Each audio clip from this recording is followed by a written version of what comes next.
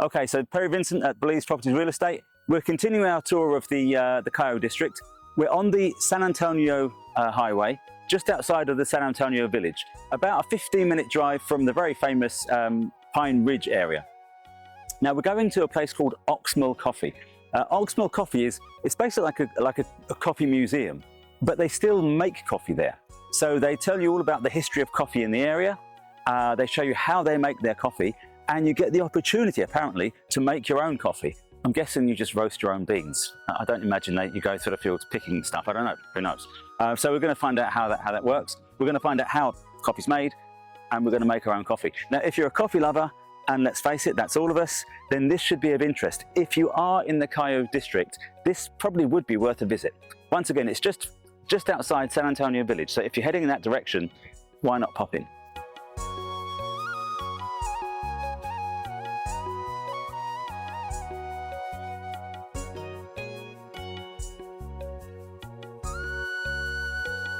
So here we are at Oxmul Coffee. It's, as I mentioned, it's a coffee farm, but it's also like a museum. They show you how they made coffee through the centuries, and I really do mean through the centuries. You see these Mayan signs here, okay? That's because the family that owns this is a Mayan family, and they use the processes that the Mayans used thousands of years ago, okay? Now that means this is all organic. They didn't have chemicals and pesticides 1,500 years ago. So it's all organic.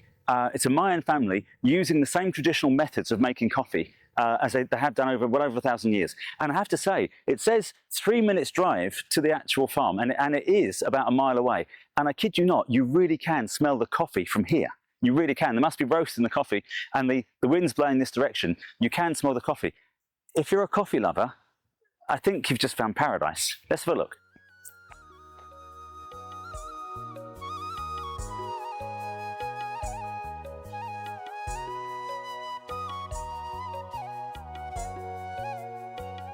So we made it to Oxmul. I'm here with Jason. He's one of the members of one of the families, and as I mentioned earlier, they are Mayan families, but specifically a Mayan Yucatan. Yeah. We are Maya Yucatec. Maya Yucatec. So we are proud to be Mayas. Of course, absolutely. So these families, there's 11 families here. How long have you been growing coffee here? So the kickstart was with 3 plants in 2005. 2005? 2005. Right. So the coffee is new, really? It's really new, right, for us. So traditionally, we did corn as a drink. Right. And we still do. Okay. But now coffee have caught our attention. Right. We introduce coffee on our family farm, which James is part of the family. And he's the founder of Oxmul. So he got 3 plants in 2005 and he introduced it on the farm. Okay. So how old is the farm? It's being passed on family to family. Okay. So we are the 4th generation. 4th generation? Yes. And so what did you grow to start with? What is the farm known for? Okay, so we are known because of agriculture. Agriculture is the main activity on the farm. So to make it fast and quick, I will explain it this way for you. Our farm, it's 27 acres of land. Okay. We believe on 3 important things to survive on planet Earth, which is food, family, and forest, the 3 Fs. Okay. And we focus on culture, tradition, and food security. Okay. So 75 to 80% of what we grow on the farm is what we consume or what we use. And we are 100% solar. We harvest rainwater. So, of course, here we are. Okay. So you're completely off-grid? Yes. This entire process, this entire place, off-grid? Yep. Okay. So what do you grow? What would you say, apart from coffee, what exactly do you grow? So, main staple is corn. Okay. And of course, we do vegetables, we do ground crops. Okay. We do fruits. So we do have a fresh pond, which we have tilapias for fish. Oh, cool. Of course, we do pigs seasonal, we do cows, we do sheep. Okay. So it's a little bit of everything. Okay. You mentioned medicinal plants as well. Yes. Yes. What exactly? So tell me a little bit about that. So, of course, coming back to our family farm. So, we have it in 3 sections. 10 acres is agriculture. Farming is the main activity. 5 acres is housing with fruit trees in our backyard. Okay. And that is where coffee is introduced. The rest, it's forest jungle because it's important. Fresh air, water, medicine, house material, firewood now to roast coffee. So now medicinal is something that in our culture, in our tradition, we actually still do. Right. We go in the farm, in the forest to find roots, leaves, barks. So it depends on what disease or fever that we do have or pain. Okay. We find remedies on the forest, on the jungle. Excellent, thank you. Now, you might think that's a kind of a bit kind of hocus pocus, herbal remedies kind of stuff. But the fact is that most modern medicines are based on ancient herbal remedies. So, for example, aspirin is from willow bark. Willow bark in England, particularly if you're from England, I'm not sure. I'm sure the States probably has willow, weeping willow in it. The bark, under the first layer of bark, there's a sap that basically does contain aspirin, and aspirin's based on that. So the idea of using plants for medicine, it's where modern medicine comes from. So it's interesting that you still use that, and you still use that as medicine. You still use these plants as medicine. Yes, interesting, interesting. But today we're going to look at the coffee, which is the medicine that we all need.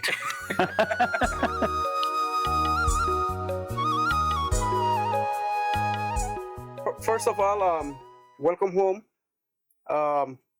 Again, the labor towards coffee is artisanal labor, which is manual labor. Okay. There is no on and off switch on the wall to process coffee. Okay. Again, the reason why we actually comes to be artisanal is because we focus on culture, tradition, and food security. Right. All the tools that existed before, we still managed to use to process coffee. Okay. So, briefly, coming back to the introduction of coffee plants on the farm was in 2005. Okay. 3 plants, and of course, 2.5 years later, 3 plants produced 25 fruits. And of course, James is the founder of Oxmul, so he actually harvests those 25 fruits. He selected seeds and germinated back. Okay. So now in 2011, he managed to harvest between 10 to 30 pounds. Question came to be how to make coffee. There was no idea about making processing coffee because traditionally we do pour not to drink. Right. So now in the try and error experiments using our same tools, equipments. Right. James went through and he actually started processing, making coffee. Okay. So you literally taught yourselves how to make coffee. Exactly. Okay. Okay, that's fantastic. So now, since 2011, making, processing our own coffee from the backyard. That's fantastic. So in 2019, we came together as 11 families and we said, let's do a family business. And the topic was coffee. The reason why we decided to do coffee is because, 1, we don't have to remove anything to introduce coffee plants. 2, we said we will work towards conservation efforts because we don't have to destroy the forest. Coffee plants are shade grown. They need at least 35 to 40% of shade. So they adapt. Wow. Third, so you don't need to clear any forest to do that. You just use the forest as it is. Exactly. Fantastic. Yeah. So now, third, we said we will not compete with each other because no one is doing coffee, but almost everyone drinks coffee. Absolutely. Yeah. Right? Yeah. So now we said with coffee, we will bring income for our family, but as well give back to the community. The 5th one, which is more important, which we said with coffee, we will empower men, children, country, women, community in different aspects. Absolutely. It was working. Pandemic came, a lockdown. So we managed to push hard in germination of more seeds, introducing more coffee plants, processing coffee, packaging our coffee. Selling our product was in March 9th, 2021. Wow. So you didn't do this until COVID, Yes. and it's because of COVID Because of that you COVID, had to find other ways to basically to bring income for the to bring income, and that moved you to start packaging exactly. and selling the coffee commercially. Yes. That's fantastic. It really is fantastic. Yeah. So we always say now we're open for any recommendation. Absolutely right. And feel free to ask your questions because Okay. again, coffee is not part of us, but we actually adopted coffee Right. just like a different other fruit from out there. Okay. So carefully we introduce it under what we had. Okay. So we still look at the phases of the moon, the cycles of the moon, to introduce more coffee plants at the farm. Okay. So basically is our traditional farming methods that we still follow up, that our ancestors, the Mayans, Okay, that's really interesting. yes, Okay, so you still apply the Mayan methods of farming, exactly. but just apply it to coffee. Yep. Fantastic. So now this is a coffee plant. A coffee plant, you can use it as an ornamental plant or Okay. as house plant Okay. because it blooms 3 times per season. Oh, wow. Okay. And that bloom actually has a nice aroma just like jasmine. But again, a coffee plant can grow up to 15 to 18 feet tall. 15 to 18 feet. Yes. Okay. So here, this is a 4-year-old plant. Right, right, It's producing 2 times for the moment. right. So Yeah, I can see the beans there, yeah. Yeah, and over so this is a coffee plant, right? here. Okay. So now coming back, how we started with coffee is that we did soil mix, Okay. fill in plastic bags to germinate coffee seed.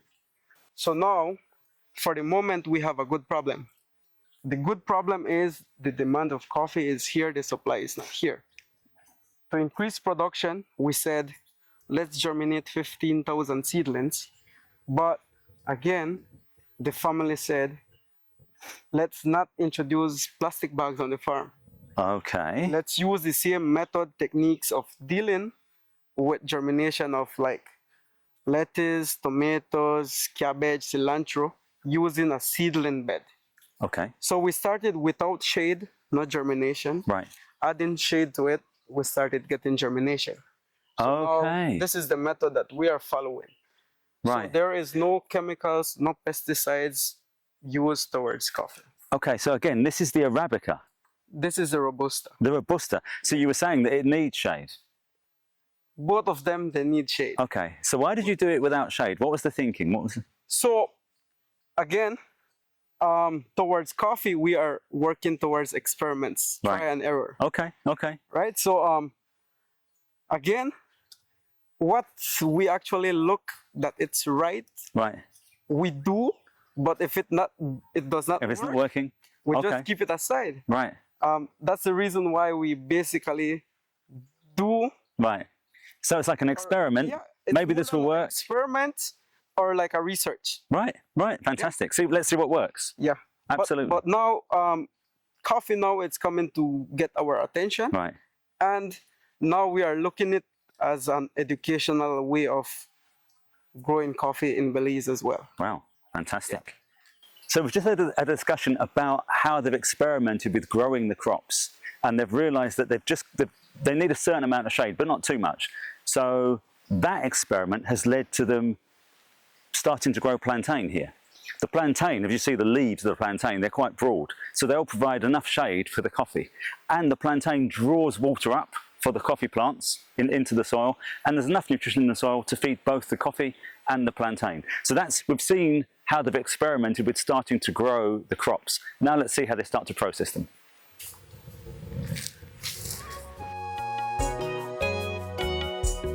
So now, traditionally, at our family farm, we use one as like this.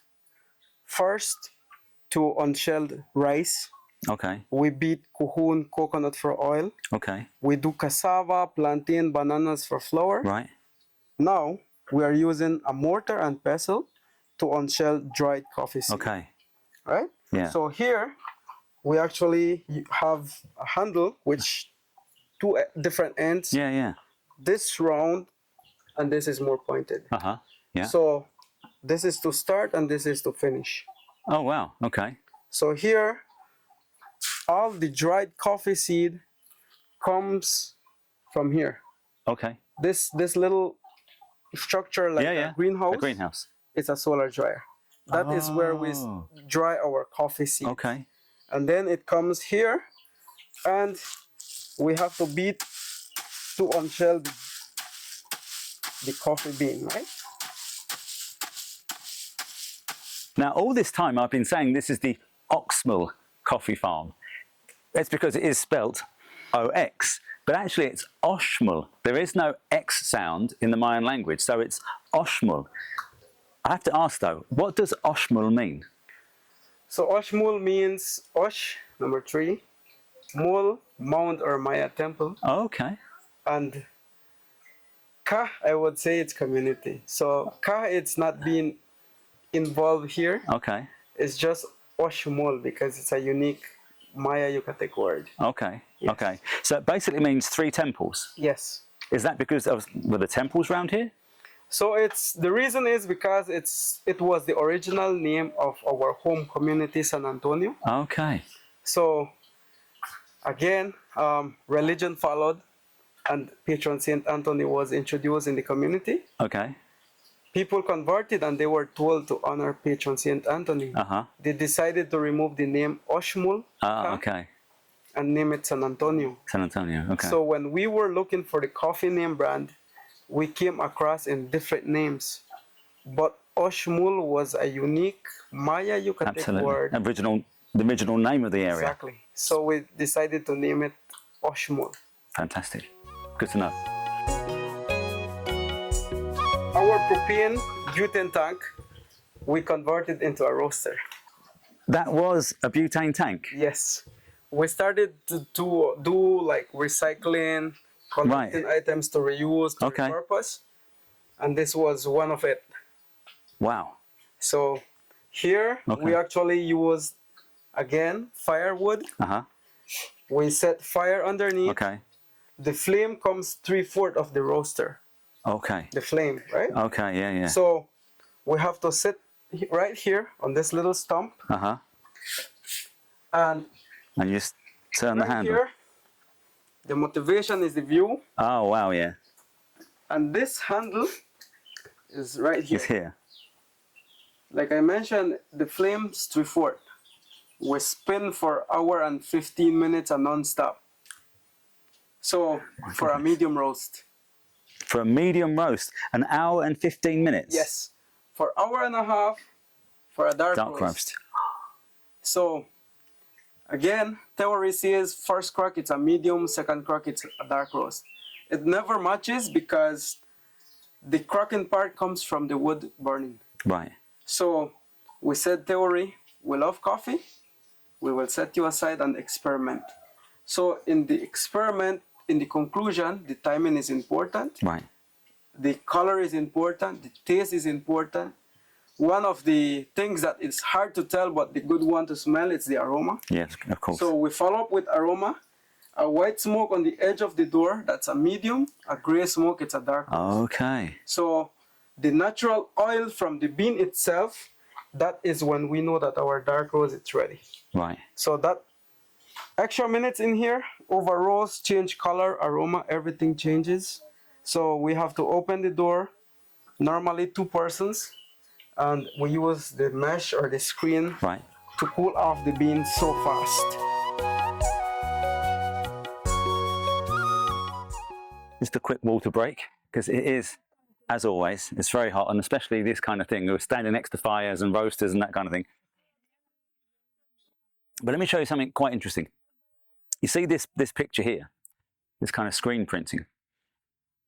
The guy in that's Jason. He's been showing us around. The 2 women, I believe that's his sister and his mother. And there they are working to make coffee. We're going to see the real version of that because they happen to be here and they're going to show us how they're growing coffee. Okay? Good afternoon, everyone. My name is Sulema Mesh. I'm one of the owners of Oxmul Coffee, and I'm basically that helps when it comes to the coffee, to social media, packaging, promotion, shipping orders. Okay. Yeah. So and then I'll show you how to grind coffee today Please, thank you. using our traditional stone grinder. So 2 stones will be grinding our coffee. We have the dark roast here. So what we do is we add the coffee bean here. This stone grinder, we use it in our traditional culture for corn, for chocolate, for peppers, herbal. So we grind it here. So now we're using it for coffee. Okay. What we do, the feather help us. We put it together. We put it together this way. Okay. This is the stone. It has a small weight. What we do is we put it on top of the coffee bean. We will be pushing this in front with some coffee and then lower this side here and Okay. then pull it back. And drag it back. Yes, and then just keep doing the same technique by pushing and driving. That smells amazing, doesn't it?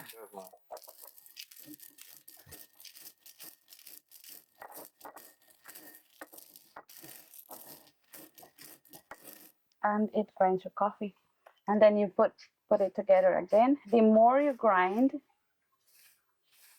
the smaller your coffee gets. Right, okay. And then we continue doing the same technique. Okay. And again, these are Mayan relics, basically. They're well over 1,000 years old. Yes, correct. This one here has been kept in the family. It has been passed from generation to generation, and it has been using as I said, for corn, Okay. for chocolates, for peppers. Okay. So it has been here in the family, and it has just passed from generation to generation. That's fantastic. Yes. Excellent. So you want to try? Okay, yeah, I can do this. Make my, If you can make yeah. coffee. I'm literally making my own coffee. I'm literally making my coffee, guys. Okay. Okay. So, yeah, as I mentioned earlier, these implements, these stones, well over 1,000 years old, originally used for turning cacao into chocolate.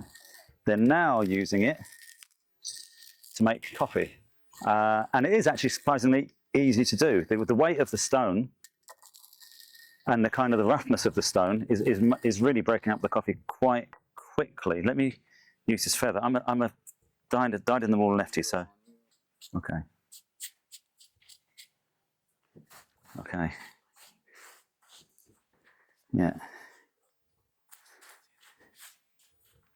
This is the dark roast. And honestly, the smell is gorgeous. If you're a coffee lover, this is the job you're going to want to do. The dark roast, it has a natural oil. The coffee, you can see, that's why you see it's shiny. Yeah. So that's the natural oil of the coffee. That tells us also we have a good roast. Okay. That's amazing. Let me just do a bit So more. with this stone here, according by archaeologists, it is dated, well, they're dating it around 1500 AD. 1500 AD. According to Right. archaeologists. So this stone is older than where were we yesterday? St. Antonich. The Mayan ruins of St. Antonich date from 1600 AD. Yeah, So this stone is 100 years older 1500 AD. than According to the Mayan archaeology. ruins at St. Antonich. That's fantastic. Thank you. Thank you very much.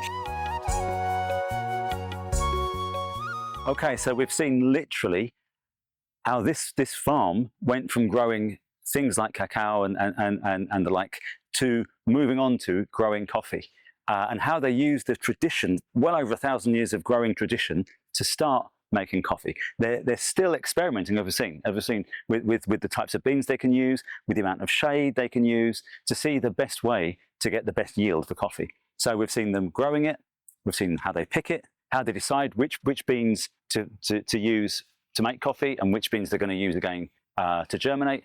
We've seen how they roast it, which is fantastic, and even how they grind it. And this is the unground coffee that you can buy. You can actually order these online, but by all means visit the website. We'll show a close up of the website and the email address. So by all means, if you buy Oxmul Coffee, you absolutely know you're supporting local farmers, local families, and you absolutely know you're getting literally everything done by hand. Coffee picked by hand, ground by hand, literally everything. So you just can't get more natural than that. So if you're interested, Oxmul Coffee, we'll do a screenshot of the close-up of the email address, the phone numbers, and the website. Okay, but now we're going to move on to the best part of all this, which is the tasting of the coffee. So let's see how that goes. Cheers. Cheers.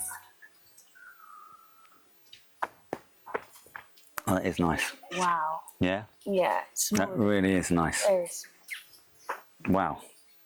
Honestly, that's very good coffee.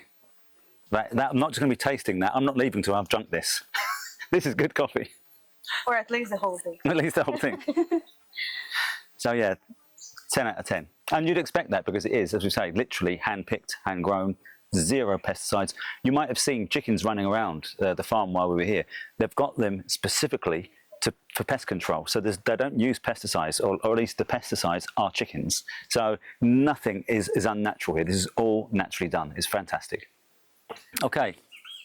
So we have a snack for you. It's the plantain that was in the fire. Okay. And then some coconut biscuit. Right. Also baked with firewood. Wow, that's fantastic.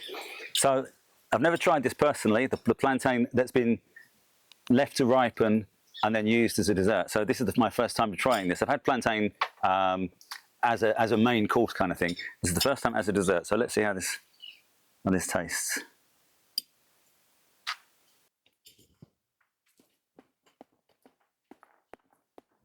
That's very good. Mm-hmm. It's almost hard to believe it's the same fruit. It really is. If you have like an unripe plantain, it is much more like a potato basically. It's that kind of feel. This is much sweeter, surprisingly sweet considering it's the same plant.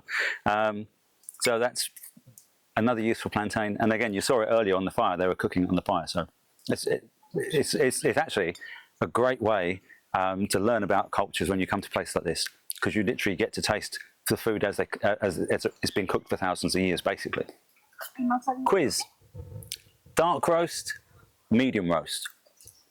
Which has more caffeine? Dark roast or medium roast? Which has more caffeine? You'd be forgiven for thinking that the dark roast has more caffeine because it's processed more, you could say. It's actually not true. The more you roast the bean, the less caffeine it releases into the cup. So basically, the lighter and medium roasts have a higher caffeine content. Interesting, I didn't know that. Hi guys, so we just finished a tour at the Oxmul Coffee Farm, okay? It's just down the road from San Antonio Village in the Kah district. If you're in the area, pay it a visit. Now, I made the point to begin with that they've been growing coffee here for generation after generation, for over 1,000 years. It's not true. They've been growing corn here and things like rubber plants and like rubber trees, that kind of thing, and cocoa here. They've been growing that here for generation after generation, going back well over 1,000 years. They've only just started growing coffee in the last 20 years or so. They use the Robusta bean, which is doing an amazing job here, that is really taking off, and they're starting to use the Arabica. Okay. Now, if you visit here, they'll show you how they do the entire coffee making process, and they show you that actually they're using exactly the same tools and exactly the same methods that they used for thousands of years growing corn. And they'll even give you a chance to roast your own beans and grind your own coffee. And at the end, you get a coffee tasting session, which is phenomenal. It's so good. I had 4 cups, I kid you not, 4 large cups, and then took away a mug with me. It's that good. Completely natural. No pesticides, no even agricultural machinery. Everything, literally everything, done by hand. So if you'd like a really good coffee experience, if you're a coffee lover like me, this is well worth a visit. Again, it's in the Kah district, just down the road really from San Antonio Village. Oxmul. It's spelled Oxmul Coffee, but it's pronounced Oxmul. Give it a try, it's fantastic.